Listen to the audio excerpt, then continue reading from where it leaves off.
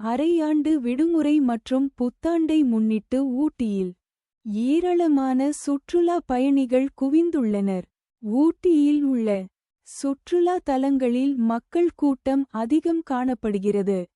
இங்கு நிலவும் இதமான காலநிலையை அனுபவிக்க வெளிநாடுகளில் இருந்தும் சுற்றுலா பயணிகள் வருகை தந்துள்ளனர். அது மட்டுமல்லாமல் அண்டை மாநிலமான கேரளா, கர்நாடகாவில் இருந்தும் மக்கள் வந்துள்ளனர். நாளை புத்தாண்டு என்பதால் அதனை கொண்டாட்ட ஏராளமானோர் வந்துள்ளனர். இதனால் விடுதிகள் நிரம்பியுள்ளது. நீலகிரி மாவட்டம் ஊட்டி மலை ரயில் மிகவும் புகழ்பெற்றது.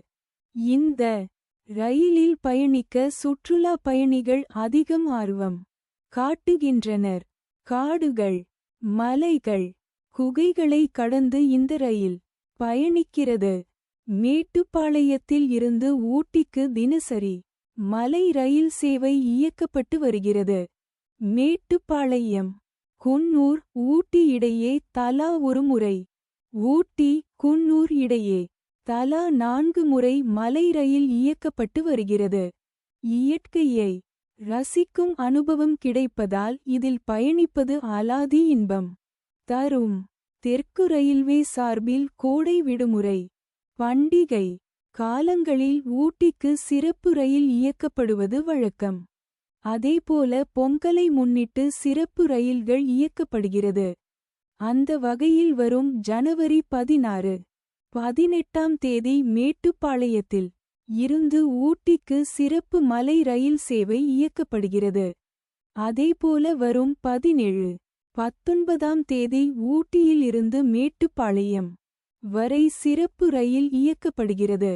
காலை 9:10 மணிக்கு மேட்டுப்பாளையத்தில் இருந்து புறப்படும் இந்த சிறப்பு ரயில் மதியம் 2:25 மணிக்கு ஊட்டி சென்று சேரும். காலை 11:25 மணிக்கு ஊட்டியில் இருந்து புறப்படும் ரயில் மாலை 4:20 மணிக்கு மேட்டுப்பாளையம் சென்றடையும். அதேபோல ஜனவரி 16, 17, 18, 19 ஆகிய 4 நாட்களில் குன்னூர், ஊட்டி இடையே சிறப்பு ரயில் இயக்கப்படும். மேலும் இந்த 4 நாட்களும் ஊட்டியிலிருந்து கேத்தி வரை ஒரு சிறப்பு ரயில் இயக்கப்படுகிறது. காலை 9:45, 11:30 மற்றும் 3 மணிக்கு ஊட்டியிலிருந்து ரயில் புறப்பட்டு கேத்தி சென்றடையும்.